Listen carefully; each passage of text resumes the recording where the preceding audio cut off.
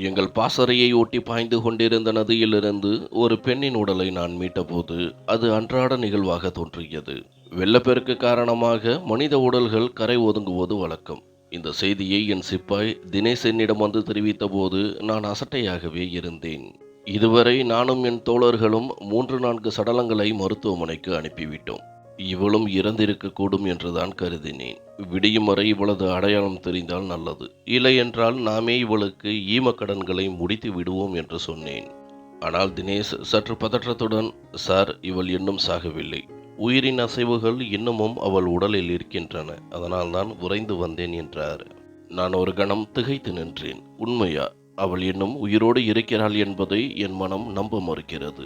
இருப்பினும் காலன் யாரை தவிர்க்க நினைக்கின்றானோ அவர்களை யாராலும் நெருங்க முடியாது. உடனே நான் அவசரமாக கோட்டை அணிந்து கூடாரத்தை விட்டு வெளியேறினேன். அங்கு அவசர கால அறையில் அந்த பெண் கிடத்தப்பட்டிருந்தாள். சார், இங்கேதான் இருக்கிறாள் என்று தினேஷ் என்னை கூட்டிச் சென்றார். நான் அவளை முதல் முறை பார்த்தபோது என் விழிகள் அசைவற்று நின்றன. அதுவரையில் என் வாழ்வில் அப்படி ஒரு பேரழகை பார்த்ததில்லை. உயிர்ப்பின் மெல்லிய அசைவு அவளது மூச்சில் மட்டுமே இருந்தது. தினேஷின் சொற்களை ஏற்று நான் விரைந்து சென்று அவளது நாடியை பரிசோதித்தேன். ஆம், அவள் உயிர் இன்னும் பிரிந்திருக்கவில்லை. அவளுக்கு நான் இட்ட பெயர் அஞ்சலி. தினேஷ், நீ உடனே மருத்துவரை அலை. அவளை மருத்துவமனைக்கு கொண்டு சென்றிருக்கலாம். ஆனால் இந்த நள்ளிரவு 1 மணிக்கு இங்கிருந்து புறப்படுவது உயிருக்கே ஆபத்தானது. அதனால் நம் முகாமில் உள்ள டாக்டர் பிரசாத்தை கூட்டி வா என்றேன். தினேஷ் தலைகவிழ்ந்து, சார், டாக்டர் பிரசாந்தின் மனைவிக்கு பிரசவ காலம் நெருங்கியதால் அவர் நேற்றே விடுமுறை எடுத்துக்கொண்டு போய்விட்டார் என்றான். இது என்ன நியாயம்? ஒரு மருத்துவர் விடுப்பில் இருக்கும்போது இன்னொருவர் இருக்க வேண்டாமா? இந்த அளவு அலட்சியம் காட்டலாமா என்று என் குரல் உயர்ந்தது. சார், டாக்டர் கமல் இன்னும் சில மணி நேரங்களில் வந்து விடுவார் என்றார் தினேஷ். சரி, நீ உன் வேலையை பார். நான் இந்த பெண்ணை கவனித்துக் கொள்கிறேன், தினேஷ் என்றான். நான் அஞ்சலியை பார்த்தேன். அது ஒரு டிசம்பர் மாதத்தின் கடுமையான குளிர்காலம். தண்ணீரில் நனைந்திருந்த அவள் உடம்பு நீலம் பாரித்து போய் உறைந்து கிடந்தது. உடனடியாக சூடான சிகிச்சை அளிக்காவிட்டால் அவளது உயிரை காப்பாற்றுவது அரிது. நான் அருகில் சென்று அவளது கைகளை தொட்டேன். அவை பனிக்கட்டி போல் குளிர்ந்து போயிருந்தன. கனமான போர்வையால் போர்த்தியும் அவளது உடலுக்கு வெப்பம் ஏறவில்லை. நான் மெல்ல அவளது உள்ளங்கைகளை தேய்க்க தொடங்கினேன். அவள் சுயநினைவற்ற நிலையிலும் வேதனையால் துடித்துக் கொண்டிருப்பவள் போல் தோன்றினாள். அவள் உதடுகள் லேசாக நடுங்கின. நான் இப்போது அவளது பாதங்களையும் தேய்த்து விட்டேன். ஆனால் அவளது குளிர்ந்த உடல் வெப்பத்தை ஏற்கும் வழியை காணவில்லை. மருத்துவர் வந்து சேர 3-4 மணி நேரமாகலாம். அதுவரை அவளை சூடாக வைத்திருப்பது அவசியம். என்ன செய்வதென்று புரியாமல் தவித்தேன். அங்கும் இங்கும் நடந்தேன். ஒரு முறை அவளை ஏறிட்டு பார்த்தேன். என் மனதில் தோன்றியதை செய்ய நான் விரும்பவில்லை. இருப்பினும் என் கண்முன்னே ஓர் உயிர் உறைந்து போவதை பார்த்து கொண்டிருக்கவும் முடியவில்லை. ஒருவேளை நான் எடுக்கும் இந்த கடினமான முடிவால் அவள் உயிர் பிழைக்கலாம். ஆனால் அறிமுகமல்லாத ஒரு பெண்ணுடன் என்னால் எப்படி இவ்வளவு நெருக்கமாக இருக்க முடியும்? நான் என் கைகளால் தலையை பிடித்தவாறு அமர்ந்தேன். ஆனால் மனிதாபிமானத்துடன் ஒரு உயிரை காக்க நம் மனது தயங்கும் செயல்களை செய்ய வேண்டியிருக்கும் என்று என் இராணுவ பயிற்சி எனக்கு உணர்த்தியது. நான் ஆழ்ந்த மூச்சை இழுத்து கண்களை மூடினேன். இந்த செயலுக்காக என் மனதை வலிமையாக்கி கொண்டேன். அடுத்த கணம் என் கைகள் என் கோட்டின் பொத்தான்களின் மேல் நின்றன. நான் கோட்டை கழற்றி வைத்தேன். என் சட்டையின் பொத்தான்களையும் அவிழ்த்தவாறே அவளை நோக்கி நகர்ந்தேன். அவள் மூச்சு இப்போது மேலும் மெலிந்தது. உதடுகளின் நடுக்கம் குறைந்தது. அவள் உடல் இன்னும் தாங்க முடியாமல் போராட்டத்தை விட்டு கொடுப்பவள் போல் தெரிந்தது. நான் சட்டையை விலக்கிவிட்டு மெல்ல அவளது போர்வையில் அவளோடு படுத்துக்கொண்டேன். அவளது உறைந்த உடல் என் மீது பட்டபோது ஒரு கொடிய குளிர் அலை என் உடலுள் பாய்ந்தது.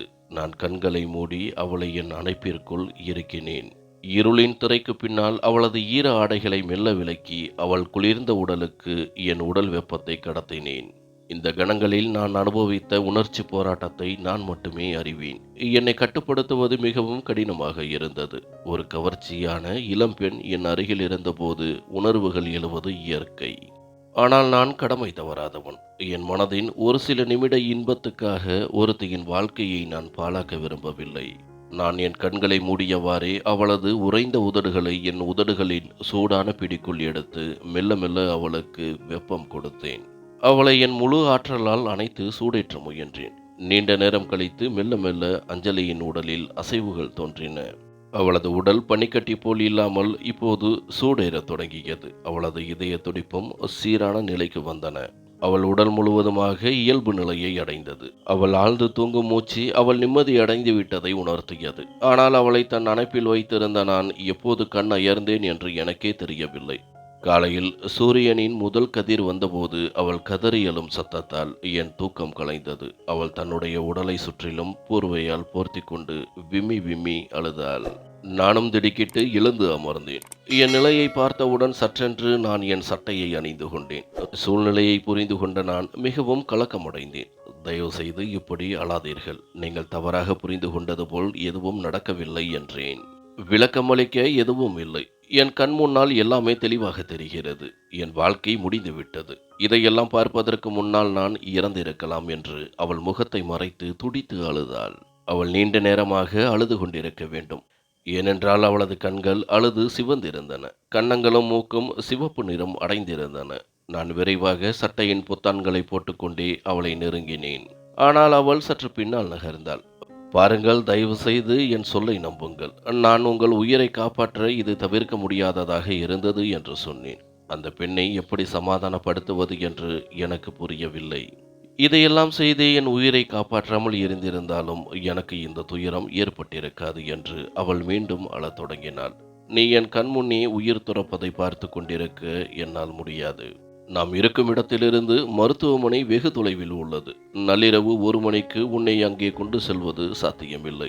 எங்கள் மருத்துவரும் முகாமில் இல்லை. நீ ஆற்றங்கரையில் கிடைத்தபோது உன் உடல்நிலை மிக மோசமாக இருந்தது. உன் உயிரை காக்க உன் உடலுக்கு சூடை கடத்துவது இன்றியமையாதது. ஆனால் நான் என் எல்லைகளை மீறவில்லை. நான் உனக்கு எந்த தீங்கும் இழைக்கவில்லை. என் மீது நம்பிக்கை வை என்று நான் தடுமாற்றத்துடன் விளக்கினேன். அவள் என் வார்த்தைகளை நம்பாதவள் போல் பார்த்தாள். உங்கள் எல்லைகளை பற்றி எவ்வளவு எளிதாக சொல்லிவிட்டீர்கள். உங்கள் பார்வையில் எல்லையை கடப்பது என்றால் என்ன? ஒரு ஆணும் பெண்ணும் உடல் ரீதியாக நெருங்கிவிட்டால் அதுதான் எல்லையா? எனக்கு இந்த எல்லைகளை தாண்டி நிறைய கட்டுப்பாடுகள் இருக்கின்றன. நான் இதுவரை என்னை பாதுகாத்து கொண்டேன். இன்று வரை எந்த ஒரு அந்நிய ஆணும் என் மீது கண் வைத்ததில்லை. என் அருகில் வருவது என்பது நினைத்து பார்க்க முடியாதது. நீங்கள் எனக்கு எந்த தவறும் செய்யவில்லை என்று நான் நம்பினாலும் கூட நீங்களும் நானும் ஒரே போர்வையில் இருந்த இந்த நிலைமையை என்னால் தாங்க முடியவில்லை. இந்த வாழ்க்கை எனக்கு தேவையில்லை என்று சொல்லி அவள் மீண்டும் கதறி அழுதாள். நான் ஒரு பெருமூச்சுடன் அமைதியாக இருந்தேன். சரி, எந்த ஒரு அந்நிய ஆணும் உன் மீது கண் வைத்ததில்லை இல்லையா? இப்போது நான் உனக்கு ஒரு அந்நியன் என்பதால் நீ துயரப்படுகிறாய் என்றேன். அப்போது சில கணங்களில் நான் ஒரு பெரிய முடிவை எடுத்தேன். நான் உன்னுடன் திருமண பந்தத்தில் இணைய விரும்புகிறேன். அப்போது நான் உனக்கு அந்நியனாக இருக்க மாட்டேன் அல்லவா? இப்போது உனக்கு எந்த அவமானமும் இருக்காது என்றேன். அஞ்சலி தன் பார்வையை உயர்த்தி என்னை பார்த்தாள். நான் பொய் வாக்குறுதிகளை தருவதில்லை. உனக்கு நான் உறுதியளிக்கிறேன். உன்னை என் மனைவியாக்கி உனக்கு முழு மரியாதையையும் கௌரவத்தையும் கொடுப்பேன். இப்போதைக்கு நீ தயாராகு. உன்னை உன் பெற்றோரிடம் கொண்டு சென்று ஒப்படைக்க வேண்டும். உன்னை மணந்து உன் கௌரவத்தை காக்க நான் நிச்சயம் திரும்பி வருவேன். இது ஒரு மேஜர் விக்ரமின் வாக்குறுதி என்று சொல்லி நான் வெளியேறினேன். அஞ்சலி பயம் நீங்கி ஒருவித நிம்மதியை அடைந்தாள். விரைவிலேயே அவளது பெற்றோரை நாங்கள் கண்டுபிடித்தோம். அவளை அவளது பெற்றோரிடம் ஒப்படைக்கும் போது என் கண்களால் நான் அவளுக்கு அந்த வாக்குறுதியை மீண்டும் அளித்தேன். நான் உன்னை தேடி நிச்சயம் வருவேன். அஞ்சலி என்னை நம்பிக்கையுடன் பார்த்தாள். தன் பெற்றோருடன் சென்றாள். சில நாட்கள் கழித்து எனக்கு விடுமுறை கிடைத்தது. நான் என் வீட்டிற்கு திரும்பினேன். ஆனால் அவள் அருகில் இருக்க ஏங்கிய என் இதயத்தை என்னால் கட்டுப்படுத்த முடியவில்லை. அந்த இரவில் அவள் அருகில் இருந்த நினைவுகள் என் மனதில் எழும்பொழுது என் இதயம் படபடக்க தொடங்கியது. என் உதடுகளில் புன்னகை மலர்ந்தது. அவளது மென்மையான உடலின் கதகதப்பை உணர்ந்தபோது என் மனதில் புதிய காதல் உணர்வுகள் தோன்றின. அந்த உணர்வு என் இதயத்தில் ஒரு இன்ப சிலிர்ப்பை ஏற்படுத்தியது. நான் அஞ்சலிக்கு திருமண வாக்குறுதி அளித்த போது என் மனதில் அவள் மீது காதல் இல்லை. ஆனால் அவள் பிரிந்து சென்ற பிறகுதான் என் மனதில் அவள் ஆழமாக பதிந்து விட்டதை உணர்ந்தேன். நான் என் அன்னை சுமதி அவர்களிடம் என் மனதின் நிலையை எடுத்துரைத்தேன். ஆனால் அவர் அதிர்ச்சி அடைந்தார். தெருவில் கண்ட யாரோ ஒரு பெண்ணை என் மருமகளாக கொண்டு வர நீ எப்படி நினைக்கலாம்? நீ மேஜர் சவுந்தரராஜனின் மகன். அவருடைய பெயரை மக்கள் ஒரு கிராமத்தில் மட்டுமல்ல சுற்றியுள்ள ஊர்களிலும் மதிப்போடு கூறுகிறார்கள். அவருடைய மருமகள் இவ்வளவு சாமானியமான குடும்பத்திலிருந்து வரமாட்டாள். நான் உன் திருமணத்தை ஜமீன்தார் ரஞ்சித்தின் மகளுடன் ஏற்கனவே நிச்சயித்து விட்டதாகவும் அவளைத்தான் நான் மடக்க வேண்டும் என்றும் உறுதியாக கூறினார். என் தாயின் இந்த சொற்கள் என்னை அதிர்ச்சியடைய வைத்தன. அம்மா என்னை கேட்காமலேயே என் திருமணத்தை எப்படி நிச்சயிக்க முடியும்? இது எப்படி சாத்தியம் என்று கேட்டேன். இதில் கேட்க என்ன இருக்கிறது? நான் உன் அன்னை. உன் வாழ்வின் முடிவுகளை எடுக்கும் உரிமை எனக்கு உண்டு என்று அவர் தன் அதிகாரத்தை பயன்படுத்தினார். ஆனால் அம்மா, இது என் முழு வாழ்வின் கேள்வி. என் மனதின் விருப்பமின்றி எதையும் நான் செய்ய மாட்டேன். நான் அஞ்சலியைத்தான் மணப்பேன். அவளுக்கு நான் வாக்குறுதி கொடுத்துள்ளேன் என்றேன்.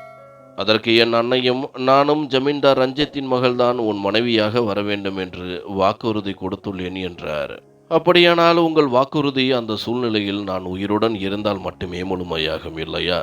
ஏனெனில் ஒரு இராணுவ அதிகாரி தன் வாக்குறுதியிலிருந்து மீறினால் அது அவனுக்கு மரணத்திற்கு சமம். நான் என் வாக்குறுதியை மீற மாட்டேன். என் மீது உங்களுக்கு பாசம் இல்லை. நான் இறப்பதை பார்க்கத்தான் விரும்புகிறீர்கள் என்றால் அந்த பெண்ணுடன் எனக்கு திருமணத்தை நடத்தி வையுங்கள். நான் ஒரு வார்த்தையும் பேச மாட்டேன் என்றேன். என் அன்னையின் பிடிவாதம் அங்கே தோற்றது. இருப்பினும் அந்த கணத்திலிருந்து அந்த அறிமுகமில்லாத பெண்ணின் மீது அவர் மனதில் ஒரு வெறுப்பு உணர்வு வேறுவிட்டது. அவர் ஆழ்ந்த மூச்சுடன் எப்பொழுதும் பிடிவாதக்காரனான தன் மகனை பார்த்தார். சரி, அந்த பெண்ணுடன் உன் திருமணத்தை நடத்தி வைக்கிறேன். ஆனால் இந்த திருமணம் என் நிபந்தனைகளின்படியே நடக்கும் என்றார். நிபந்தனைகளா? என்ன நிபந்தனைகள் அம்மா? நான் திகைத்தேன். அதை நான் பிறகு சொல்கிறேன். முதலில் திருமணம் நடக்கட்டும் என்று அவர் முகத்தில் ஒரு விசித்திரமான புன்னகையுடன் கூறினார். நான் அஞ்சலியை மணக்கப் போகிறேன் என்ற ஒரே காரணத்திற்காக மகிழ்ச்சியில் திளைத்தேன். என் வாக்குறுதியை நம்பி காத்திருந்த அஞ்சலியின் நம்பிக்கை பல மாதங்களாக குலைந்து போயிருந்தது. அவள் தன்னை நிலை கண்ணாடி முன் நின்று பார்த்து கொண்டிருந்தாள். இரவு முழுவதும் மேஜர் விக்ரமின் கைகளில் இருந்த தன் உடலை உற்று நோக்கினாள். இப்போது அவள் எப்படி தன்னை வேறு ஒருவன் கையில் ஒப்படைக்க முடியும்? நான் அவளின் ஒவ்வொரு அழகையும் அறிந்தவனாயிற்று. தன் உடல் மனம் அனைத்தாலும் அவள் என்னவளாக மாறியிருந்தாள். அவள் நான் பொய் வாக்குறுதி கொடுத்துவிட்டு வரமாட்டேன் என்று எண்ணியிருந்தாள். ஆனால் நான் என் தாயுடன் திருமண பேச்சை துவங்கி அவளிடம் வந்தபோது அவளது மகிழ்ச்சிக்கு அளவே இல்லை. இன்று அவள் மணமகளாக எங்கள் அறையில் அமர்ந்து எனக்காக காத்திருந்தாள். இந்த நேரத்தில் பெண்கள் இயல்பாக உணரும் அச்சமும் தயக்கமும் அவள் மனதிலும் நிறைந்திருந்தது. அதே சமயம் மேஜர் விக்ரம் மூலமாக அவள் ஏராளமான வண்ணமயமான கனவுகளை கண்டிருந்தாள். ஆனால் அந்த கனவுகள் அனைத்தும் நொறுங்கி போகப் போகின்றன என்பதை அவள் அறிந்திருக்கவில்லை. மறுபுறம் நான் இனிமையான இரவின் கனவுகளுடன் என் அறையை நோக்கி முன்னேறி கொண்டிருந்தேன். திடீரென என் அன்னை சுமதி என் எதிரில் வந்து நின்றார். நீல் விக்ரம், எங்கே போகிறாய் என்று கேட்டார். அம்மா, என்ன பேசுகிறீர்கள்? என் அறைக்குத்தான் போகிறேன் என்றேன். ஒருவேளை நீ மறந்து விட்டாயோ? நான் உன் திருமணத்திற்கு சம்மதித்த போது சில நிபந்தனைகள் விதித்திருந்தேன். இப்போது அதை நிறைவேற்றும் நேரம் வந்துவிட்டது என்றார். என்ன நிபந்தனை அம்மா? என் இதயம் அதிர்ந்தது. நிபந்தனை இதுதான். நீ திருமணத்தை பற்றி என்னிடம் சொன்னபோது நான் நமது குடும்ப ஜோதிடரிடம் பேசினேன். அவர், இந்த அஞ்சலி நம் வீட்டிற்கு துரதிர்ஷ்டத்தை தருபவளாக இருப்பாள். ஆனால் அதை முறியடிக்க ஒரே வழி, நீ குறைந்தது 3 மாதங்களுக்கு அவளுடன் நெருங்காமல் இருக்க வேண்டும் என்று கூறினார். அதுதான் இப்போது என் நிபந்தனை என்றார். என் அன்னையின் இந்த கேவலமான நிபந்தனையை கேட்டு நான் அதிர்ந்து போனேன். அம்மா, என்ன இந்த வீணான நம்பிக்கை? நான் இதையெல்லாம் நம்ப மாட்டேன் என்றேன். நீ நம்பியே ஆக வேண்டும் விக்ரம். உன் பேச்சை நான் கேட்டேன். இப்போது என் பேச்சை கேட்பது உன் கடமை. நீ என் பேச்சை கேட்காவிட்டால் என் இறந்த முகத்தைத்தான் பார்ப்பாய் என்றார். நான் மூச்சு விடாமல் என் பிடிவாதமான தாயை பார்த்தேன். நான் திருமணம் செய்து விட்டேன். அஞ்சலியை என் மனைவியாக்கி விட்டேன். ஆனால் அவளை அடைந்த பிறகும் அவளுடன் நெருங்க முடியவில்லை. இந்த அநீதி ஏன்? நான் இயலாமையுடன் என் தாயை பார்த்தேன். போ, என் அறையில் சென்று உறங்கு. இன்று இரவு உன் அறையில் நான் உறங்குவேன். நீ இங்கிருக்கும் வரை நீ அந்த அறைக்குள் வரக்கூடாது என்று கூறிவிட்டு அன்னை சுமதி கதவை திறந்து உள்ளே சென்றார். நான் இயலாமையுடன் நின்றேன். அங்கு எனக்காக காத்து கொண்டிருந்த அஞ்சலி தன் மாமியார் அறைக்குள் வருவதை பார்த்ததும் உடனே தலைகுனிந்து போனாள். என் மகனுக்காக மிகுந்த ஆவலுடன் காத்திருக்கின்றாயா? என் மனம் என்னவென்று தெரியாமலேயே நீ என் விருப்பத்திற்கு மாறாக அவன் வாழ்க்கையில் நுழைந்து விட்டாய். ஆனால் ஒருபோதும் அவனது நெருக்கத்தை பெறமாட்டாய். உன்னை போன்ற சாதாரண பெண்ணை நான் என் வீட்டில் வேலைக்காரியாக கூட ஏற்றுக்கொள்ள மாட்டேன். என் மகனின் வாழ்வில் எப்படி சேர்த்து கொள்ள முடியும் என்று சுமதி கேட்டார். அவர் அஞ்சலியின் முகவாயை பிடித்து அழுத்தினார். இப்போதைக்கு உன் கணவன் உன்னை நெருங்குவான் என்பதை மறந்துவிடு. அவன் இன்னும் 3 நாட்களில் எல்லைக்கு சென்று விடுவான். அதன் பிறகு அவனை உன் வாழ்க்கையிலிருந்து நிரந்தரமாக விலக்குவதற்கான திட்டத்தை தீட்டுவேன். புரிந்ததா? இப்போது எழுந்து அந்த சோபாவில் சென்று படுத்துக்கொள். இந்த மெத்தையில் நான் உறங்கப் போகிறேன். அஞ்சலியால் எதுவும் புரிந்து கொள்ள முடியவில்லை. அவளது மகிழ்ச்சி மற்றும் கனவுகளின் அரண்மனை நொறுங்கி போனதால் அவளால் பேசக்கூட இயலவில்லை. 3 நாட்கள் முழுவதுமாக என்னால் அஞ்சலியை சந்திக்க முடியவில்லை. நான் எல்லை செல்லும் சில நிமிடங்களுக்கு முன்பு ஒரு முறை அஞ்சலியை பார்க்க வேண்டும் என்று என் தாயிடம் கெஞ்சினேன். அதன் பிறகுதான் அவளை சந்திக்க ஒரு வாய்ப்பு கிடைத்தது. அஞ்சலியை பார்த்தபோது நான் நீண்ட நேரம் அவளையே பார்த்து கொண்டிருந்தேன். சில நாட்களில் அவள் ஒரு வாடிய ரோஜாவைப் போல ஆகிவிட்டாள். என்னை பார்த்து அஞ்சலியும் உணர்ச்சி வசப்பட்டு போனாள். விரைவாக கண்களை தாழ்த்தி தன் கண்ணீரை மறைக்க முயன்றாள். நான் முன்னேறி அவளை தாங்கி பிடித்தேன். அஞ்சலி, நமக்கிடையேயான இந்த தூரம் சில நாட்களுக்குத்தான். நான் என் காதலை உன்னிடம் வெளிப்படுத்தக்கூட முடியவில்லை. என் அன்னையை மிகவும் கஷ்டப்பட்டுத்தான் திருமணத்திற்கு சம்மதிக்க வைத்தேன். இப்போது நம் திருமணம் நடந்து விட்டதால் எல்லாம் ஒழுங்காக அமையும் என்று நான் விரும்புகிறேன். அதனால்தான் நான் அன்னையின் நிபந்தனையை ஏற்றுக்கொண்டேன். நான் உறுதியளிக்கிறேன், 3 மாதங்களுக்கு பிறகு நான் திரும்பி வருவேன். உன் அத்தனை குறைகளையும் தீர்த்து வைப்பேன். நான் முன்னேறி அஞ்சலியின் நெற்றியில் முத்தமிட்டேன். அஞ்சலி துடித்து போய் என் மார்பில் சாய்ந்து கட்டுப்படுத்த முடியாமல் அழுதாள். தயவு செய்து அஞ்சலி, இப்படி அழுது என்னை பலவீனப்படுத்தாதே. இல்லை என்றால் நான் செல்ல மாட்டேன் என்று அவள் முகத்தை என் கைகளில் ஏந்தி அவள் கண்ணீரை துடைத்தேன். ஐ லவ் யூ அஞ்சலி. இதை கேட்ட அஞ்சலி அழுதவாறே மெல்ல சிரித்தாள். உனக்கு தெரியுமா, அன்றைக்கு நான் உன்னை மணப்பதாக வாக்குறுதி அளித்தது என் கடமையின் காரணமாகத்தான். ஆனால் உன்னிடம் எப்போது காதல் கொண்டேன் என்று எனக்கே தெரியவில்லை. திருமணத்தின் முதல் இரவிலேயே என் காதலை வெளிப்படுத்தி என் அத்தனை ஆசைகளையும் உன்னிடம் பொழிய விரும்பினேன். ஆனால் ஒருவேளை நம் விதி இன்னும் நம்மை சந்திக்க அனுமதிக்கவில்லை. 3 மாதங்கள் எனக்காக காத்திரு அஞ்சலி. அன்றுதான் நம் இணைவின் இரவாக இருக்கும். அன்று நமக்கிடையேயான அத்தனை தூரங்களும் அழிந்துவிடும். அஞ்சலியின் கண்ணீரை துடைத்து அவள் நெற்றியில் முத்தமிட்டு அவளிடம் விடைபெற்று நான் அறைக்கு வெளியே வந்தேன். என் தாயையும் சகோதரி காவியாவையும் சந்தித்த பிறகு ஜன்னலில் நின்று இருந்த அஞ்சலியை ஒரு முறை பார்த்தேன். அஞ்சலியும் நான் அவள் கண்களிலிருந்து மறையும் வரை ஜன்னலை விட்டு நகரவில்லை. இப்போது என் அன்னை சுமதிக்கு முழு சுதந்திரம் கிடைத்தது, அஞ்சலியை என் வாழ்க்கையிலிருந்து விலக்குவதற்கு. இந்த 3 மாதங்கள் எப்படி கழிந்தன, அது எனக்கும் அஞ்சலிக்கு மட்டுமே தெரியும். என் அன்னை ஒருபோதும் அஞ்சலியை என்னுடன் தனியாக பேசவிடவில்லை. நான் எப்பொழுதெல்லாம் தொலைபேசியில் அஞ்சலியுடன் பேச விரும்புகின்றேனோ அப்பொழுதெல்லாம் அவர் எங்களை தொடர்ந்தார். அஞ்சலியும் ஆம் இல்லை என்று பதில் மட்டுமே அளிப்பாள். நான் சில காதல் வார்த்தைகளை பேசினால் அவள் முகம் சிவந்து விரைவாக கண்களை தாழ்த்தி கொள்வாள். நான் அவள் வாயிலிருந்து எனக்கான அன்பான வார்த்தைகளை, ஏதாவது காதல் பேச்சை கேட்க விரும்பினேன். ஆனால் என் அன்னை முன்னால் நிற்பதால் அஞ்சலியால் எதையும் பேச முடியவில்லை. எப்படியோ இந்த நீண்ட பிரிவு காலம் கடந்து போனது. இப்போது 3 மாதங்களுக்கு பிறகு நான் விடுமுறையில் வீடு திரும்பிக் கொண்டிருந்தேன். என் முகத்தில் ஒரு தனிப்பட்ட ஒளி இருந்தது. இது திருமணத்திற்கு பிறகு என் முதல் விடுமுறை. என் மனதில் என் மனைவி அஞ்சலியின் மென்மையான அழகிய முகம் ஆழமாக பதிந்திருந்தது. அவளது கூச்சம் நிறைந்த புன்னகையும் மேலும் கீழும் அசையும் நீளமான அடர்த்தியான இமைகளும் என் இதயத்திலும் மனதிலும் ஆழமான முத்திரையை பதித்தன. இந்த முறை நான் திரும்பிச் செல்லும்போது எப்படியும் அஞ்சலியை என்னுடன் அழைத்துச் செல்ல வேண்டும் என்று தீர்மானித்து விட்டேன். ஏனெனில் அவள் இல்லாமல் ஒரு கணம் கூட இருக்க நான் விரும்பவில்லை. இப்போது அம்மாவின் கட்டுப்பாடுகளுக்கான காலமும் முடிந்து விட்டதால் அவளும் என்னுடன் இருப்பாள் என்று என் அன்னையை எப்படியாவது சம்மதிக்க வைக்க வேண்டும் என்று நினைத்தேன். ஆனால் விதி வேறு விதமாக செயல்படும் என்பதை நான் அறிந்திருக்கவில்லை. மனிதன் பல முடிவுகளை எடுக்கின்றான், ஆனால் நடப்பது வேறு. என் மனதை கட்டுப்படுத்தி கொண்டு அஞ்சலியை நினைத்தவாறே நான் என் தொலைபேசியை எடுத்தேன். ஒரு கையால் வாகனம் ஓட்டிக்கொண்டே மறு கையால் எண்களை டயல் செய்து தொலைபேசியை என் காதில் வைத்துக் கொண்டேன்.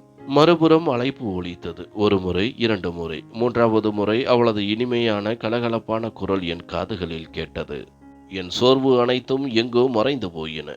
என்ன விசேஷம், இன்று நீ நேரடியாக போனை எடுத்திருக்கின்றாயே என்றேன். அம்மா குளியல் அறையில் இருக்கிறார்கள். அவர்களுடைய போன் அடித்தது. உங்கள் எண்ணை பார்த்தேன், அதனால் எடுத்து விட்டேன். எங்கே வருகிறீர்கள்? நான் காலை முதல் தயாராக காத்திருந்து சோர்வடைந்து விட்டேன். சீக்கிரம் வாருங்கள். மறுபுறம் அஞ்சலி இருந்தாள். ஒருவேளை அவள் தன் ஏக்கத்தை மறைக்க முடியாமல் போயிருக்கலாம். அவளது தவிப்பை உணர்ந்த நான் சத்தமாக சிரித்தேன். நானும் உனக்கு குறைவான அவளுடன் இல்லை அஞ்சலி. உன்னிடம் வர இன்னும் சில மணி நேரங்கள் தான் உள்ளன. பிறகு நீ என் அணைப்பில் இருப்பாய். இன்று உன் அத்தனை குறைகளையும் திருத்து விடுவேன். என் காதலின் மலையில் நனைப்பேன். பேசிக்கொண்டிருக்கும் போதே என் குரலில் தோணி தடுமாறியது. அஞ்சலியின் இதயம் படபடக்க தொடங்கியது. அவள் வெட்கத்துடன் அணைப்பை துண்டித்தாள். என் உதடுகளில் புன்னகை மலர்ந்தது. அஞ்சலியின் பேச்சு என் மனதை மகிழ்வித்தது. இந்த 3 மாதங்களில் நான் ஒவ்வொரு நொடியும் இந்த தூரத்தை குறைப்பதை பற்றித்தான் யோசித்தேன். வீடு திரும்புவதற்கு முன் நான் ரோஜா மற்றும் மல்லிகை பூக்களால் செய்யப்பட்ட பூங்கொத்தை வாங்க மறக்கவில்லை. அஞ்சலியின் மகிழ்ச்சியை நான் உள்ளுக்குள் உணர்ந்து சந்தோஷப்பட்டேன். வீடு வந்து சேர்ந்ததும் அஞ்சலியின் கலகலப்பான சிரித்த முகத்தை காணும் வாய்ப்புக்கு பதிலாக என் அன்னையின் அலறல் குரல்தான் என்னை வரவேற்றது. பதற்றத்துடன் நான் அன்னையின் குரல் வந்த திசையை நோக்கி ஓடினேன். அது காவியாவின் அறையிலிருந்து வந்தது. என் அன்னையின் கண்களில் கண்ணீர் பெருகி ஓடியது. அவளது முகத்தில் ஆழமான துக்கமும் நம்பிக்கையின்மையும் குடிகொண்டிருந்தன. தனது துயரத்தை கட்டுப்படுத்த அவர் முயன்றது போல தெரிந்தது. நான் முன்னால் சென்று பார்த்தேன். அங்கே காவியா தரையில் குப்புற விழுந்து கிடந்தாள். லேசாக நடுங்கிக் கொண்டிருந்தாள். அவளது வாயிலிருந்து நுரையும் வழிந்திருந்தது. என் தங்கையின் நிலையைக் கண்டு நான் பதற்றத்துடன் அவள் அருகில் சென்று குனிந்து அவளை அழைத்தேன். காவியா, என்ன நடந்தது? கண்களை திற. தயவு செய்து என்னை பார். எழுந்திரு காவியா. வேதனையால் துடித்த காவியா ஒரு முறை அதிர்ந்து அப்படியே அமைதியடைந்தாள். சீக்கிரம் இவளை மருத்துவமனைக்கு கொண்டு செல்லுங்கள். என் குழந்தைக்கு என்ன ஆனது விக்ரம்? சீக்கிரம்! என் அன்னை சுமதி வாயை பொத்தியபடி அழுதார். நான் காவியாவை உலுக்கி எழுப்ப முயன்றேன். ஆனால் அவளது தலை ஒரு பக்கமாக சாய்ந்திருந்தது. அவள் உடல் குளிர்ச்சி அடைய தொடங்கியது. நான் அவள் மூக்கின் அருகில் விரல்களை கொண்டு சென்று சுவாசத்தை உணர முயன்றேன். அவளது நாடியை பார்த்தபோது நான் ஒரு மரத்துப்போன அமைதிக்குள் சென்று விட்டேன். காவியாவின் சுவாசம் நின்று போயிருந்தது. என் தங்கையின் திடீர் மரணத்தை என்னால் நம்பவே முடியவில்லை. அம்மா, இனி மருத்துவமனைக்கு செல்ல அவசியமில்லை. காவியா நம்மை விட்டு பிரிந்து சென்று விட்டாள் என்றேன். அது எப்படி சாத்தியமாகும்? நான் அவளை பார்க்கும்போது நலமாக இருந்தாளே. பிறகு அவளுக்கு என்ன திடீரென நேர்ந்தது? கண்ணீர் பெருகிய கண்களுடன் நான் என் தாயை பார்த்தேன். என் முகத்தில் தெரிந்த விரக்தியையும் நான் இல்லை என்று தலை அசைப்பதையும் பார்த்த அன்னை சுமதி அதிர்ந்து போனார். இல்லை விக்ரம், இப்படி நடந்திருக்க முடியாது. என் குழந்தை எங்களை விட்டு போய்விட்டாளா? என்னால் நம்ப முடியவில்லை. அவள் யாருக்கு என்ன தீங்கு செய்தாள்?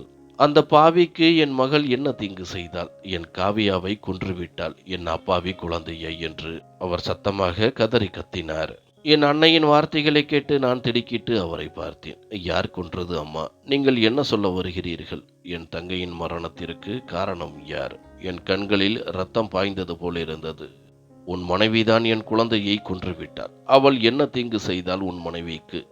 எப்போதும் சிரித்து பேசும் மலர் போன்ற குழந்தையை அவளால் பார்க்க முடியவில்லை. அதனால் உயிரையே பறித்து விட்டாளா? எதிரி கூட செய்யாத கொடூரத்தை உன் மனைவி என் அப்பாவி குழந்தைக்கு செய்து விட்டாள். என் அன்னை சுமதி உறக்க அழுது கொண்டிருந்தார். அம்மா, நீங்கள் எப்படி இப்படி சொல்ல முடியும்? உங்களுக்கு அஞ்சலியை பிடிக்கவில்லை என்று எனக்கு நன்றாக தெரியும். ஆனால் அவள் இவ்வளவு மோசமானவள் அல்ல. என் தங்கையின் உயிரை பறிக்கும் அளவுக்கு. உங்களுக்கு ஏதோ தவறாக புரிந்திருக்கிறது என்று நான் ஒரு பலவீனமான வாதத்தை முன்வைத்தேன். உன் தங்கை உன் கண் முன்னே பிணமாக கிடக்கின்றாள்.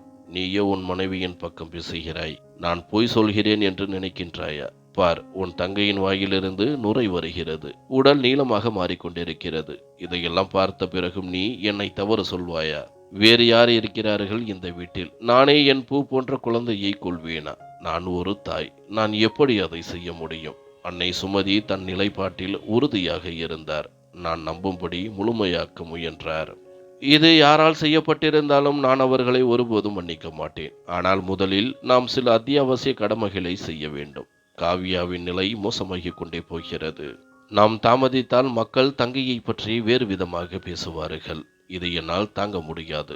ஏற்கனவே என் தங்கை எவ்வளவு வேதனைகளை அனுபவித்து உயிரை விட்டாள். இப்போது அவள் உலகத்தை விட்டு போன பிறகு மக்கள் அவளை பற்றி தவறாக பேசுவதற்கு நான் ஒருபோதும் இடம் கொடுக்க மாட்டேன் என்று சொல்லி நான் வேகமாக காவியாவை தூக்கி கொண்டு அறையிலிருந்து வெளியே வந்தேன்.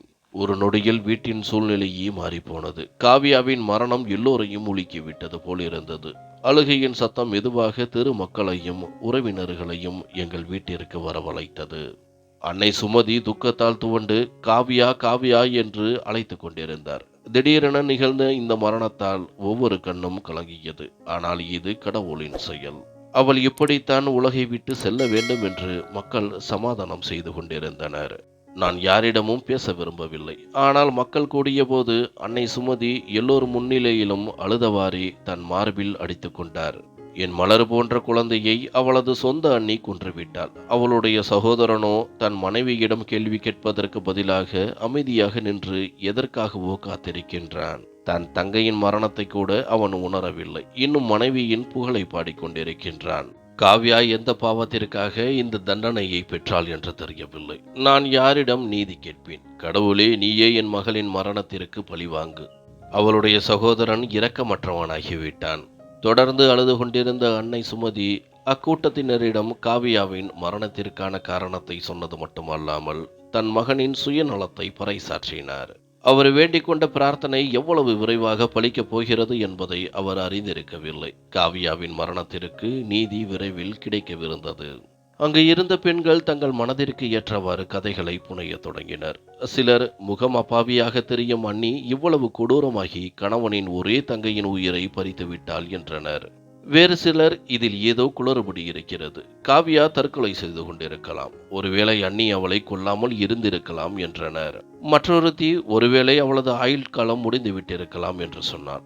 எது எப்படியோ ஒவ்வொரு வாய்க்கும் ஒவ்வொரு பேச்சு. தொடர்ந்து இது போன்ற கதைகள் கட்டப்படும்.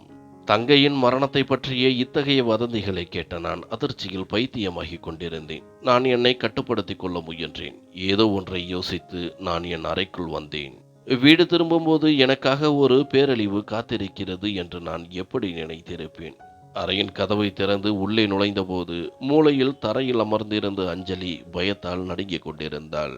அவள் தொடர்ந்து தலையை இல்லை என்று அசைத்துக் கொண்டிருந்தாள். இது எப்படி நடந்தது என்ற வார்த்தைகளை அஞ்சலி திரும்ப திரும்ப சொல்லிக் கொண்டிருந்தாள். அஞ்சலி, நீ வீட்டில்தான் இருந்தாய். அப்படியானால் காவியாவுக்கு என்ன நடந்தது என்று என்னிடம் சொல். உனக்கு ஏதாவது தெரியுமா? தயவு செய்து என்னிடம் சொல். இல்லையென்றால் நான் பைத்தியமாகி விடுவேன் என்று நான் அஞ்சலியின் அருகில் சென்று கெஞ்சினேன். எனக்கு எதுவும் தெரியாது. இது எப்படி நடந்தது என்று எனக்கு தெரியவில்லை.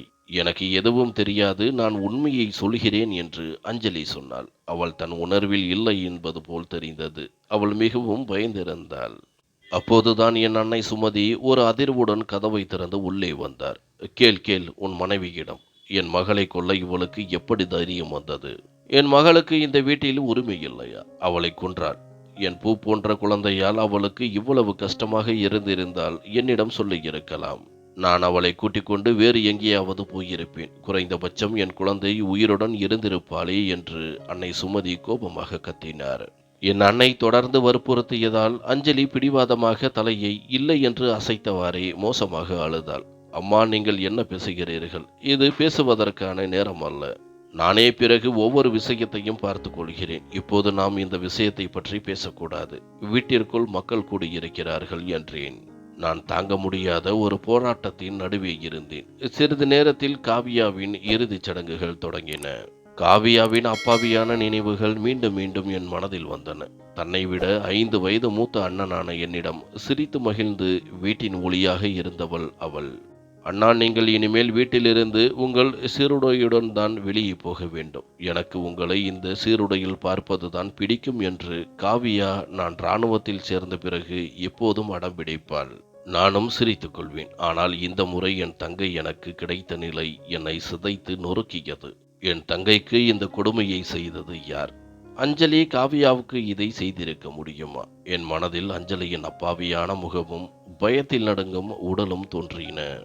நான் என் எண்ணத்தை உதறி தள்ளினேன். இல்லை, அவள் இதை செய்திருக்க முடியாது. அவள் மிகவும் மென்மையான இதயம் கொண்ட அப்பாவியான பெண். அவள் எப்படி இவ்வளவு பெரிய குற்றத்தை செய்ய முடியும்? அவள் இல்லை என்றால் வேறு யாராக இருக்க முடியும்? அம்மா ஏன் அவளை பற்றியே தொடர்ந்து பேசிக் கொண்டிருக்கின்றார்? நான் பலவிதமான எண்ணங்களால் சூழப்பட்டேன். குற்றவாளி யார் என்பதை விரைவில் வெளிப்படுத்தி அவர்களுக்கு தண்டனை கிடைக்க வேண்டும் என்றும் என் மனதில் எரியும் நெருப்பு தணிய வேண்டும் என்றும் கடவுளிடம் பிரார்த்தனை செய்தேன். உன் மனைவியிடம் கேள் என்று உன்னிடம் சொல்லிக் கொண்டே இருந்தேன். ஆனால் இல்லை, என் பேச்சின் மீது உனக்கு நம்பிக்கை இல்லை. அப்படியானால் இப்போது நீயே உன் மனைவியிடம் கேட்டுப்பார். நான் சொல்வது உண்மையா அல்லது பொய்யா என்று உனக்கு சொல்லச் சொல். என் காவியாவின் உயிரை அவள்தான் எடுத்தாள் என்று அன்னை சுமதி மீண்டும் பேச ஆரம்பித்தார். துக்கமும் கோபமும் ஒருங்கே என் மனதில் குடிகொண்டிருக்க என் தாயின் சொற்களால் தூண்டப்பட்டு தலை நிமிர்ந்தேன். அப்போது அறையின் மூலையில் தலை குனிந்து நின்றிருந்த அஞ்சலி சில கணங்களுக்கு தன் தலையை உயர்த்தினாள். என் கேள்வியால் நிறைந்த பார்வைகளைக் கண்டு அவள் கண்ணீர் வழிந்த முகத்துடன் ஒப்புக்கொண்டாள்.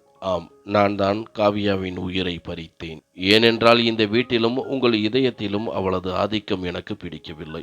ஆம், நான் காவியாவை வெறுத்தேன். என் வெறுப்பின் காரணமாக நான் அவளை கொன்றுவிட்டேன். என்று அஞ்சலி தலைகுனிந்தவாறே மெல்லிய குரலில் கூறிக்கொண்டே போனாள். என் கால்கள் அவளை நோக்கி நகரத் தொடங்கின. என் கண்களில் வெறுப்பின் கனல் பற்றி எரிந்தது. ஒரு நொடியில் அவளை எரித்து சாம்பலாக்கி விடுவேன் என்று தோன்றியது. என் தங்கையின் மீது நான் வைத்திருந்த பாசம் அந்த கொடுமைகளை தந்தவளை உயிருடன் எரிக்கும் அளவிற்கு என்னை உந்தியது. நீ என்ன சொல்கிறாய் அஞ்சலி? உனக்கு தெரியாதா? காவியா என் தங்கை. நீ சொல்வதன்படி நீ அவளை கொன்றாயா? கொலையின் தண்டனை எவ்வளவு கடுமையானது என்று உனக்கு தெரியுமா? என் தங்கையை ஏன் கொன்றாய்? உன்னால் எப்படி எப்படி செய்ய முடிந்தது? நான் மீண்டும் அவளது வார்த்தைகளை உறுதிப்படுத்த விரும்பினேன். தண்டனையை பற்றி எனக்கு தெரியாது விக்ரம். வெறுப்பில் நான் இந்த முடிவை எடுக்கும்போது அதன் பின் விளைவுகளை நான் அறியவில்லை. நீங்கள் என்னை போலீசிடம் ஒப்படையுங்கள், தூக்கிலிடுங்கள், அல்லது நீங்களே சுட்டுவிடுங்கள். நீங்கள் எது வேண்டுமானாலும் செய்யுங்கள். ஆனால் இந்த குற்றத்தை மீண்டும் மீண்டும் என்னிடம் சொல்லச் சொல்லாதீர்கள். நான் ஒரு முறை உங்களிடம் சொல்லிவிட்டேன். இதற்கு மேல் நான் எதுவும் சொல்ல மாட்டேன் என்று அவள் தலை குனிந்தவாறே மெல்லிய குரலில் பேசிக்கொண்டே போனாள். திடீரென என் கை ஓங்கியது. அஞ்சலியின் மென்மையான கன்னத்தில் என் கடினமான கைத்தடம் பதிந்தது. உனக்கு தண்டனை நிச்சயம் கிடைக்கும். ஆனால் முதலில் குற்றம் நிரூபிக்கப்படட்டும். அதன் பிறகு என் கோபத்தை தணித்துக் கொள்வேன். அதன் பிறகு உன்னை காவல்துறையிடம் ஒப்படைத்து நீ வாழ்நாள் முழுவதும் நினைவில் கொள்ளும் அளவிற்கு கொடூரமான தண்டனையை கிடைக்கச் செய்வேன் என்று நான் உறைந்த கல்லான குரலில் பேசினேன். அந்த பெண் தன் வாயாலேயே கொலையை ஒப்புக்கொண்ட பிறகு வேறு யாருடைய சாட்சியமும் எதற்கு? முதல் வேளையாக இவளை போலீசில் ஒப்படைக்க வேண்டும். ஒருவேளை இவள் செய்த தவறுக்காக இப்போது வருத்தப்படுகிறாள். அதனால் தான் உண்மையை சொல்லிவிட்டாள். இவள் தன் வார்த்தைகளிலிருந்து பின்வாங்குவதற்குள் கொலைகாரனை கண்டுபிடிப்பதற்கான உறுதியான ஆதாரம் எதுவும் கிடைக்காமல் போய்விடக்கூடாது. அதனால் இவளை இப்பொழுதே போலீசில் ஒப்படைப்பது நல்லது. குற்றத்தை நிரூபிப்பது போலீசின் வேலை. அதை அவர்களிடமே விட்டு விடுவது நல்லது என்று என் அன்னை சுமதி உறுதியான குரலில் கூறினார். அவரது பேச்சை கேட்டு நான் தலையை பிடித்தவாறு சோபாவில் அமர்ந்தேன். என் பேச்சை அவர் கேட்கவில்லை. அஞ்சலியை போலீசில் ஒப்படைத்து விட்டார். நான் வீட்டின் ஒவ்வொரு மூலையையும் சல்லடை போட்டு தேடினேன். ஆனால் காவியாவுக்கு எப்படி விஷம் கொடுக்கப்பட்டது என்பதற்கான எந்த ஆதாரமும் என் கையில் சிக்கவில்லை. நான் ஒவ்வொரு கோணத்திலும் சிந்திக்க தொடங்கினேன். அஞ்சலியைப் போல ஒரு அப்பாவியான, எளிமையான, அழகிய முகம் கொண்ட பெண் இவ்வளவு பெரிய முடிவை எடுத்திருக்க முடியும் என்பதை என்னால் நம்ப முடியவில்லை. தன் மாமியாரின் கேலி பேச்சுக்களை கூட தலை நிமிர்ந்து பதில் சொல்ல தைரியம் இல்லாதவள் இன்னொருவரின் உயிரை எப்படி எடுத்திருக்க முடியும்? ஆனால் அவள் தன் குற்றத்தை தன் வாயாலேயே ஒப்புக்கொண்டாள். என் மனம் குழம்பி போயிருந்தது. உண்மைக்கும் பொய்க்கும் இடையேயான வேறுபாட்டை என்னால் கண்டுபிடிக்க முடியவில்லை. ஒருவேளை என் தங்கையின் திடீர் மரணம் என் பகுத்தறிவை சிதைத்து விட்டதோ என்னவோ. அதிகாரி சுனிதா என்னிடம், மேஜர் விக்ரம், நான் என் முழு முயற்சியையும் செய்தேன். அஞ்சலியிடம் பலவிதமான கேள்விகள் கேட்டேன். ஆனால் எந்த கோணத்திலும் அவள் குற்றவாளியாக எனக்கு தோன்றவில்லை. அவளது உடல் மொழி எந்த ஒரு கொலையாளியின் அல்லது குற்றவாளியின் உடல் மொழியைப் போல இல்லை. கொலையாளியின் கண்களில் வெறுப்போ அல்லது வெட்கமோ இருக்கும். ஆனால் அவளது பார்வையில் பயம் மட்டுமே இருக்கிறது. என் வாழ்க்கையில் நான் பல குற்றவாளிகளை பார்த்திருக்கிறேன். தினமும் பல குற்றவாளிகள் என்னிடம் கொண்டு வரப்படுகிறார்கள். ஆனால் இவள் அவர்களை விட முற்றிலும் மாறுபட்டவள். என் பல வருட அனுபவம் சொல்கிறது, இந்த பெண் மிகவும் பயந்திருக்கிறாள். தான் செய்யாத குற்றத்தை ஏதோ ஒரு அழுத்தத்தின் காரணமாக ஒப்புக்கொண்டிருக்கலாம். இப்போது தண்டனையை பற்றி நினைத்து மிகவும் மோசமாக நடுங்கிக் கொண்டிருக்கின்றாள் என்று போலீஸ் இன்ஸ்பெக்டர் சுனிதா என்னிடம் சொன்னார். இன்ஸ்பெக்டர், அந்த பயத்தின் காரணமாகத்தான் அவள் வாக்குமூலம் கொடுக்க வேண்டிய கட்டாயத்திற்கு ஆளானாள் என்று உங்களுக்கு உறுதியாக தெரியுமா என்று நான் கேட்டேன். அவளது வாக்குமூலம் 3 விதமாக உள்ளது. என்னை பார்த்தவுடன் அவள் நெற்றியில் வியர்க்கிறது. அவள் என்னை பார்க்க மறுக்கிறாள். முதல் நாள் அவள் சொன்ன வாக்குமூலத்தில், நான் வெறுப்பால் என் நாத்தனாரை கொன்றேன். நான் அவளுக்கு விஷச்செடியின் இலையை கொடுத்தேன் என்றாள். ஆனால் அவளுக்கே எது விஷம் என்று தெரியவில்லை. நான் அவளை சற்று துன்புறுத்தி உண்மையை வெளிக்கொண்டு வர முயன்றேன். ஆனால் அனைத்தும் வீணாயின. அடுத்த நாள் நான் மீண்டும் அவளை அழைத்தபோது நான் அவளை கொல்லவில்லை என்றாள். ஆனால் உடனே தன் வாக்குமூலத்தை திருத்த முயன்று தலைவலிக்கு தவறுதலாக காலாவதியான மாத்திரையை கொடுத்தேன் என்றாள். அவள் இதை பற்றி குறிப்பிடும்போது அவளது வார்த்தைகளில் ஆழமான வருத்தம் தெரிந்தது. காவியாவின் மரணத்திற்காக அவள் வருத்தப்படுவது போலிருந்தது. ஆனால் நேற்று அவளது வாக்குமூலம் வேறு விதமாக இருந்தது. அவளை பாம்பு கடித்து விட்டது. பாம்பை நான் புல்வெளியில் பார்த்தேன். ஆனால் நான் அவளிடம் சொல்லவில்லை. ஏனெனில் என் வேலை எளிதாகிவிடும். எனக்கு அவளை பிடிக்கவில்லை. அவள் தினமும் என்னுடன் சண்டையிட்டாள். அதனால்தான் அவளை கொல்ல விரும்பினேன். இப்போது நீங்களே சொல்லுங்கள். காவியா புல்வெளியிலா இறந்தால்? இல்லையே, காவியாவின் சடலம் கிடைத்த நேரம் அது எங்கே இருந்தது? நீங்கள் அப்போது எங்கே இருந்தீர்கள் என்பது கூட அவளுக்கு தெரியவில்லை என்று போலீஸ் இன்ஸ்பெக்டர் சுனிதா தன் கருத்துக்களை பகிர்ந்து கொண்டார். அவளது செல்போனிலும் எந்த அழைப்பும் அல்லது தகவலும் இல்லை. அவள் தன்னை மட்டுமே காவியாவின் மரணத்திற்கு பொறுப்பாக்குகிறாள். இதுதான் அவளது கவனத்தின் மையமாக இருக்கிறது. அந்த அப்பாவி பெண் தேவையில்லாமல் தண்டிக்கப்படக்கூடாது. பிறகு நீங்கள்தான் வருத்தப்படுவீர்கள். அந்த அப்பாவி குற்றவாளிக்கு தண்டனை கிடைத்துவிடும் என்று போலீஸ் இன்ஸ்பெக்டர் தன் நிலைப்பாட்டில் உறுதியாக இருந்தார். ஆனால் என் தங்கையின் குற்றவாளியை நான் எப்படி தெரிந்து கொள்வது? நான் என்ன செய்வதென்று எனக்கு புரியவில்லை. என் மனம் செயல்பட மறுத்தது. வீட்டிற்கு வந்து போகிறவர்களையும் உங்கள் தாயையையும் நீங்கள் கவனித்துக் கொண்டே இருக்க வேண்டும். நீங்கள் ஒவ்வொரு சிறிய விஷயத்தையும் ஆழமாக பார்த்தால் சில ஆதாரங்கள் கிடைக்கலாம். ஒருவேளை காவியா ஏதோ ஒரு காரணத்திற்காக தற்கொலை செய்து கொண்டிருக்கலாம். ஆனால் உங்கள் தாயோ அல்லது உங்கள் மனைவியோ அதை மறைக்க விரும்பலாம் என்று இன்ஸ்பெக்டர் ஒரு புதிய கோணத்தை முன்வைத்தார். நீங்கள் என்ன சொல்ல வருகிறீர்கள்? என் மனம் இதை ஏற்க மறுத்தது. மேஜர் விக்ரம், இந்த காலத்து பெண்கள் மிகவும் உணர்ச்சி வசப்படுகிறார்கள். பல சமயங்களில் இதுபோன்ற வழக்குகள் நடக்கும்போது பெற்றோர் தங்கள் மகள் படிக்க சென்றதாக நினைப்பார்கள் என்று இன்ஸ்பெக்டர் தன் பேச்சை முடிக்கவில்லை. இதன் பொருள் தெளிவாக இருந்தது. அப்படி இருக்க முடியாது. என் தங்கைக்கு நான் முழு சுதந்திரம் அளித்திருந்தேன். அவள் எல்லாவற்றையும் என்னிடம் சொல்வாள். பிறகு ஏன் இந்த விஷயத்தை மறைக்க வேண்டும்? எங்கள் வீட்டின் ஒவ்வொருவரும் சுதந்திரமான சிந்தனை உடையவர்கள். என் மனப்போக்கு மாறியது. இப்போது எல்லாம் சாத்தியம்தான். நீங்கள் உங்கள் மனைவியின் நம்பிக்கையை பெற்று அவளை பற்றி தெரிந்து கொள்ள முயற்சி செய்யுங்கள். அவள் உங்களை மிகவும் நேசிக்கிறாள் என்று நான் உணர்ந்தேன். உங்கள் பெயர் வரும்பொழுதெல்லாம் அவளது கண்ணீர் நிறைந்த கண்கள் கூட பிரகாசமடைந்தன. நீங்கள் உங்கள் வழியில் அவளிடம் கேட்டால் அவள் நிச்சயம் உண்மையை சொல்வாள். மேலும் நான் உங்கள் மனைவியை காரணமில்லாமல் இங்கு நீண்ட நேரம் வைத்திருக்க முடியாது. இது உங்களுக்கும் தெரியும். இன்று நான் விடுப்பில் செல்கிறேன். ஒருவேளை உயர் அதிகாரி வருகை தந்தால் நீங்களும் நானும் சிக்கலில் சிக்குவோம். இன்று அவளை இங்கிருந்து அழைத்துச் செல்லுங்கள்.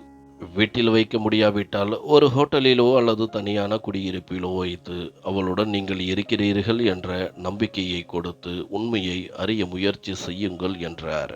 சிறிது நேரம் கழித்து நானே நேரடியாக அஞ்சலியிடம் பேசினேன். அஞ்சலி, உன் வாயால் நான் உண்மையை சொல்ல கேட்க விரும்புகிறேன். எனக்கு எல்லாவற்றையும் உண்மையாக சொல். உனக்கு யார் மீது சந்தேகம் இருந்தால் சொல். உண்மை தெரிய உதவக்கூடிய எதையும் என்னிடம் மறைக்காதே. ஏதாவது பொய் சொன்னால் உண்மையை சொல்லிவிடு. இல்லை என்றால் பிறகு நான் உன்னிடம் எந்த இரக்கத்தையும் காட்ட மாட்டேன்.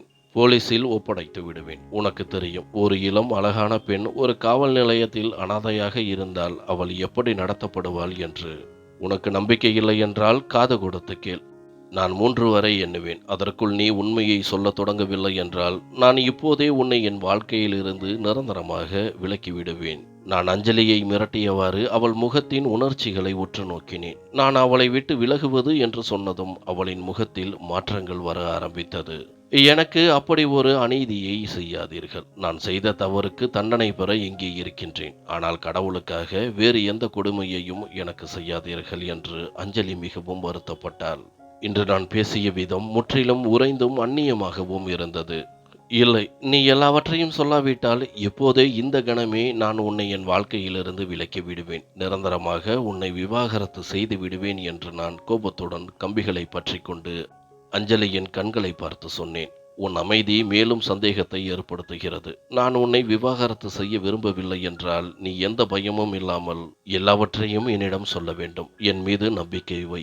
நீ நிரபராதி என்றால் ஒவ்வொரு அடியிலும் நான் உன்னுடன் இருப்பேன். உன்னை காப்பாற்ற நான் யாருடனும் சண்டையிட தயாராக இருக்கிறேன். ஆனால் நீ என் தங்கையின் கொலையாளியாக இருக்கக்கூடாது. அந்த சூழ்நிலையில் மட்டும்தான் நீ என்ன செய்ய வேண்டும் என்று யோசித்துப்பார்.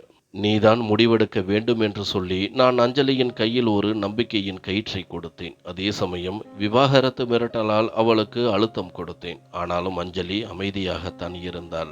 சரி, நீ உன் பிடிவாதத்தை காட்டிவிட்டாய். இப்போது நான் என் வேலையை செய்வேன். கான்ஸ்டபிள், விவாகரத்து பத்திரங்களை என்னிடம் கொடுங்கள் என்று நான் கான்ஸ்டபிளுக்கு சைகை காட்டினேன். அவர் கையில் காக்கி உரையில் சில பத்திரங்கள் இருந்தன. அந்த காகிதங்கள் வெறும் வெற்று காகிதங்கள் தான். நான் அஞ்சலியை மிரட்டி அவளிடமிருந்து உண்மையை அறிய விரும்பினேன். என் செய்கைகளை பார்த்த அஞ்சலி கால்களில் உயிர் போனவள் போல் தரையில் மயங்கி சாய்ந்தாள். நான் ஆழ்ந்த மூச்சுடன் அவளை பார்த்தேன். சிறிது நேரத்தில் இன்ஸ்பெக்டர் சுனிதா அங்கு வந்தார். என்ன சார், இன்னும் நீங்கள் எந்த முடிவும் எடுக்கவில்லையா என்று இன்ஸ்பெக்டர் சுனிதா கேட்டார். அவள் மயங்கிவிட்டாள் என்றேன். நான் ஏற்கனவே சொன்னேன், அவள் மிகுந்த அழுத்தத்தில் இருக்கிறாள். பிறரின் பேச்சுக்களை நம்பாமல் நீங்கள் அவளிடம் மென்மையாக பேசி உண்மையை அறிய முயற்சி செய்யுங்கள். நீங்கள் இன்னும் அழுத்தம் கொடுத்தால் இதுதான் நடக்கும். அவளது உயிர் போகக்கூட வாய்ப்பு இருக்கிறது. எந்த ஒரு மனிதனாலும் தன் சக்திக்கு மீறிய சுமையை தாங்க முடியாது என்றார். நான் என் இறுக்கமான உணர்ச்சிகளை தளர்த்தினேன். நான் சரியாகத்தான் செய்கிறேனா அல்லது தவறாக செய்கிறேனா என்று எனக்கே புரியவில்லை. நான் அஞ்சலியை தூக்கிக் கொண்டு என் காரை நோக்கி சென்றேன். பின் சீட்டில் மெதுவாக அவளை படுக்க வைத்து அவள் முகத்தில் தண்ணீர் தெளித்தேன். அஞ்சலி லேசாக அசைந்தாள். கண்களை திற அஞ்சலி, தயவு செய்து என் பேச்சை கேள். நான் உன்னை நம்ப தயாராக இருக்கிறேன். இனிமேல் உன்னிடம் எதுவும் கேட்க மாட்டேன். நீ நலமாக இரு, அவ்வளவுதான் என்று அவளை அமைதியாக்க முயன்றேன். அஞ்சலி கண்களை திறந்ததும் சுற்றிலும் பார்த்தாள். பிறகு ஆச்சரியத்துடன் கேட்டாள், நான் இங்கே எப்படி வந்தேன்? நீங்கள் என்னை எங்கே அழைத்துச் செல்கிறீர்கள்? அவள் நம்பிக்கையின்றி என்னை பார்த்தாள். நீ நலமாய் என்று நான் மென்மையாக கேட்டேன். ஆனால் அவளது கேள்வியான பார்வை என் மீது நிலைத்திருப்பதைக் கண்ட நான் ஆழ்ந்த மூச்சுடன் பேசினேன். கவலைப்படாதே, நாம் வீட்டிற்கு போகிறோம். உன் மீது எனக்கு எந்த சந்தேகமும் இல்லை. ஆனால் உண்மையை அறிய வேண்டும் என்ற ஆவலில் நான் உனக்கு அதிக அழுத்தத்தை கொடுத்து விட்டேன். அதனால் நீ இந்த நிலைமைக்கு வந்து விட்டாய். முடிந்தால் என்னை மன்னித்து விடு என்று அவளுக்கு ஆறுதல் கூறிவிட்டு நான் காரை ஓட்டத் தொடங்கினேன். என் அன்னை சுமதி நான் வீட்டிற்குள் நுழைந்ததைக் கண்டு நிம்மதி அடைந்தார். ஆனால் அவர் பின்னால் வந்த அஞ்சலியை கண்டதும் அவர் முகத்தில் கோபம் குடியேறியது. ஒரு கணம் கூட தாமதிக்காமல் அவர் என்னை கடுமையாக சாடினார். மகனே, இவளை ஏன் கூடவே அழைத்து வந்தாய்? 3 நாட்களில் நடந்த அனைத்தும் மறந்துவிட்டதா? இவ்வளவு நடந்த பிறகும் இவளை உன்னுடன் கூட்டிக் கொண்டு வந்திருக்கின்றாயே. எப்படிப்பட்ட சகோதரன் நீ? தங்கையின் கொலையாளியை வீட்டிற்கு கூட்டி வருகிறாயே. இவள் உன் மனைவி என்பது மட்டும்தான் ஞாபகம் இருக்கிறதா? உன் தங்கையின் அப்பாவியான முகம் உனக்கு நினைவில் வரவில்லையா என்று கோபமாக கேட்டார். நான் ஏற்கனவே அஞ்சலிக்கு மிகுந்த அழுத்தத்தை கொடுத்திருந்தேன். இப்போது மேலும் எதுவும் செய்ய விரும்பவில்லை. அஞ்சலிதான் காவியாவை கொன்றாள் என்று என் இதயம் நம்பவில்லை.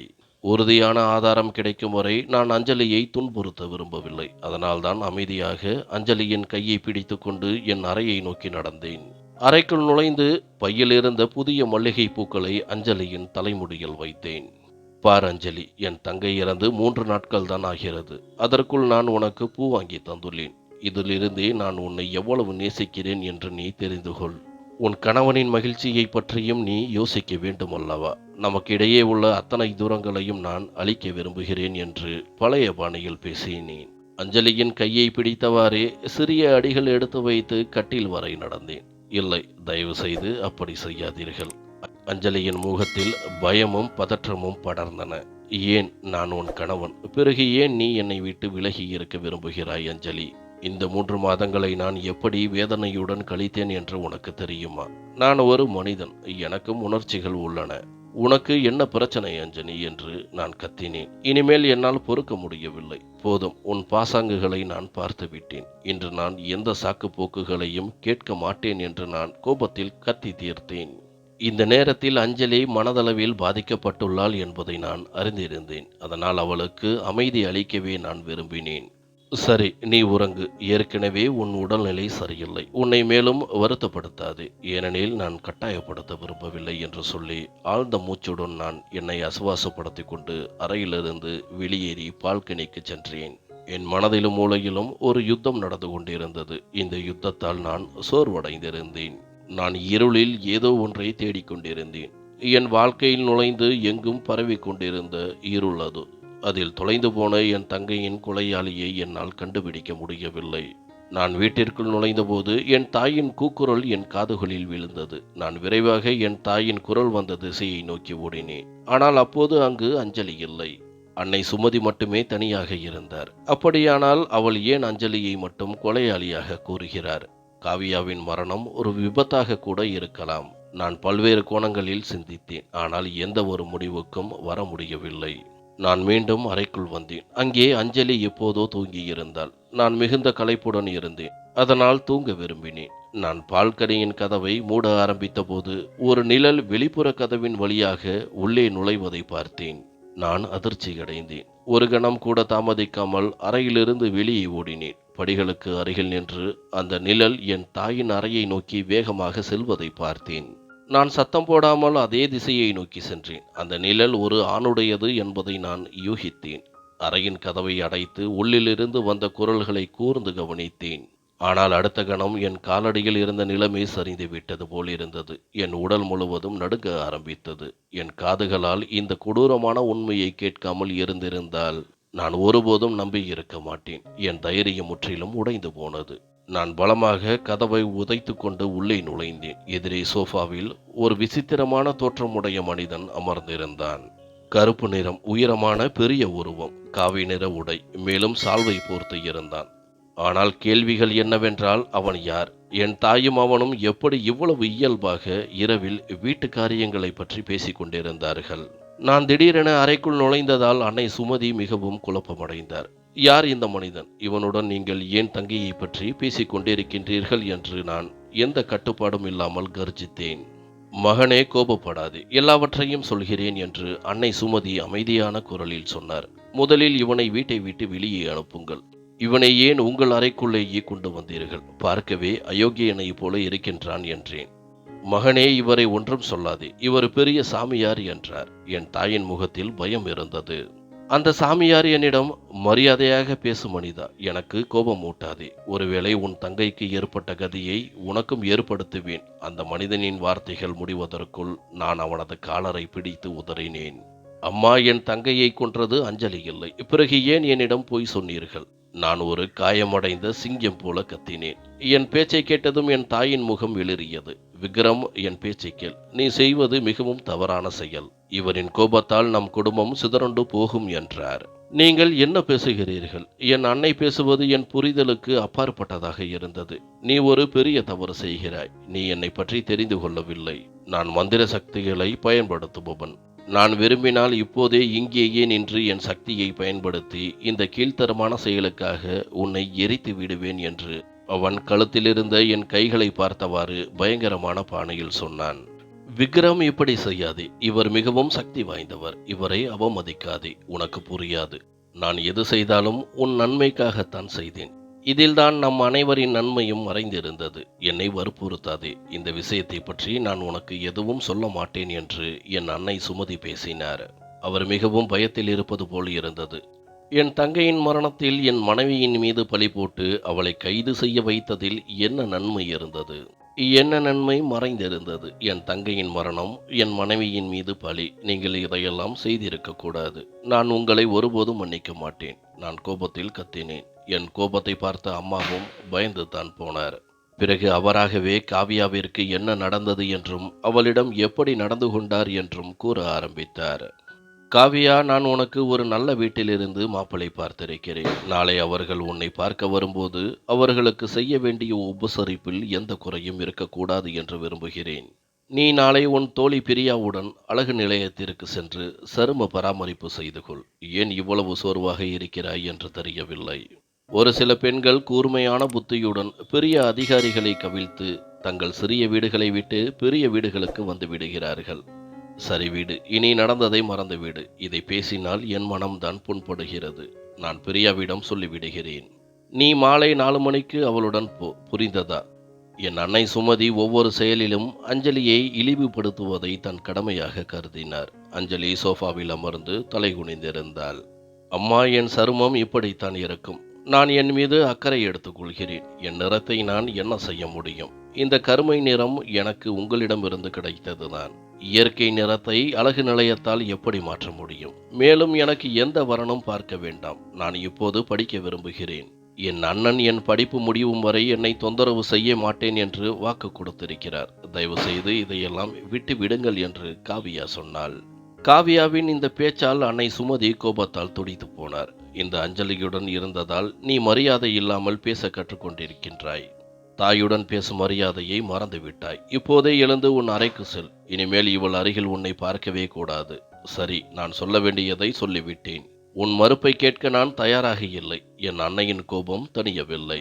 மறுநாள் விருந்தினர்கள் வந்தபோது காவியா வீட்டிலிருந்து காணாமல் போயிருந்தாள். நீண்ட நேரத்திற்கு பிறகு அவள் திரும்பி வந்தாள். தாயின் கோபமான முகத்தை பார்த்தவள் பார்வையை தவிர்த்தவாறே உள்ளே செல்ல முயன்றாள். நீல், என் கட்டளையை மீறி உனக்கு எவ்வளவு தைரியம்?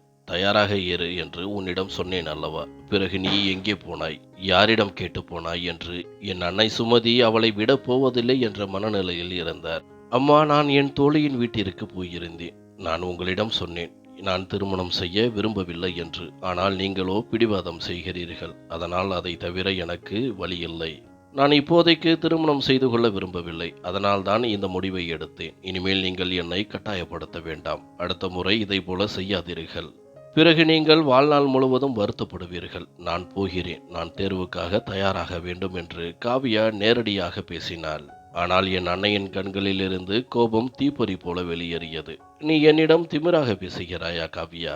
உனக்கு நான் நல்ல பாடம் கற்பிக்கிறேன். இனி உன் அறையை விட்டு ஒரு அடி கூட வெளியே வைக்காதே. நான் விரைவில் உனக்கு திருமணம் செய்து வைக்கப் போகிறேன். நீ எவ்வளவு பெரியவள் என்று காட்டுகிறாயா? என் அன்னை அவளது கையை பிடித்து இழுத்துச் செல்ல ஆரம்பித்தார். அவளை கட்டிலில் தள்ளிவிட்டு அறையை வெளியிலிருந்து பூட்டிவிட்டார். அஞ்சலி ஒரு மூலையில் நின்று எல்லாவற்றையும் பார்த்து கொண்டிருந்தாள். ஆனால் முன்னேறி செல்லவோ பேசவோ அவளுக்கு தைரியமில்லை. என் அன்னை சுமதி கொடூரமான பார்வையுடன் அவளை பார்த்துவிட்டு தலையை சிலுப்பிக் கொண்டு தன் அறைக்கு சென்றார். சில நாட்கள் காவியா கூச்சல் போட்டாள். ஆனால் பிறகு அவள் முற்றிலும் அமைதியாகிவிட்டாள். காவியா இனிமேல் எந்த துணிச்சலான முயற்சியையும் செய்ய மாட்டாள் என்று அன்னை சுமதிக்கு நம்பிக்கை ஏற்பட்ட போது அவளை அறையிலிருந்து வெளியே வர அனுமதித்தார். ஆனால் வீட்டை விட்டு வெளியே செல்ல இன்னும் அனுமதி இல்லை. பிறகு ஒரு நாள் காவியா அஞ்சலியுடன் பேசிக் கொண்டிருப்பதை அன்னை சுமதி கேட்டுவிட்டார். அஞ்சலி அண்ணி, தயவு செய்து நீங்கள் ஏதாவது செய்யுங்கள். அண்ணனிடம் இதை பற்றி சொல்லுங்கள். அவர் எனக்கு உதவுவார். நான் சுமன் என்பவரை விரும்புகிறேன். ரகசியமாக திருமணம் கூட செய்து கொண்டேன். அவரை தவிர வேறு யாரை பற்றியும் யோசிக்க விரும்பவில்லை என்றாள். ஆனால் காவியா, அம்மா ஒருபோதும் இதை ஒப்புக்கொள்ள மாட்டார்கள் என்று உனக்கு தெரியாதா என்று அஞ்சலி பயந்தாள். அவர்களை பற்றி நீங்கள் கவலைப்படாதீர்கள். அண்ணன் எல்லாவற்றையும் கவனித்துக் கொள்வார். அவர் முன்னால் அம்மாவின் பேச்சும் எடுபடாது. அவர்கள் என்னிடம் மட்டும் தான் கர்வம் காட்டுகிறார்கள். நீங்கள் அண்ணனிடம் மட்டும் பேசுங்கள். அம்மாவுக்கு தெரிந்தால் என்ன ஆகும்? காவியா, நீ அவர்கள் மகள். உன்னை ஒன்றும் சொல்ல மாட்டார்கள். ஆனால் என்னை கொன்று விடுவார்கள். நீ ஏன் உன் திருமணத்தை பற்றி உன் தாயிடம் சொல்லவில்லை? அல்லது உன் அண்ணனிடம் அனைத்தையும் சொல்லிவிடு என்று அஞ்சலி கவலைப்பட்டாள். நான் எப்படி அண்ணனிடம் பேசுவது? அம்மா என் தொலைபேசியை பறித்து கொண்டார். ஆனால் இதையெல்லாம் கேட்ட பிறகு என் அன்னை சுமதி தன் அகம்பாவத்தால் தூண்டப்பட்டு இந்த அளவிற்கு செல்வார் என்று யாரும் கற்பனை கூட செய்திருக்க முடியாது. அவர் முழு பலத்துடன் கதவை திறந்து உள்ளே நுழைந்தார். எல்லாவற்றையும் அவர் கேட்டுவிட்டார் என்று அவர் முகத்திலிருந்து தெரிந்தது. இப்போது காவியாவுக்கும் அஞ்சலிக்கும் நல்ல காலம் இல்லை. என் மகளுக்கு நீ துணிச்சலை கற்றுக் கொடுக்கிறாயா? உன்னை போன்ற பெண்கள் துரதிர்ஷ்டசாலிகள் என்று எனக்கு தெரியும். ஆனால் என் மகன் என் பேச்சை கேட்கவில்லை.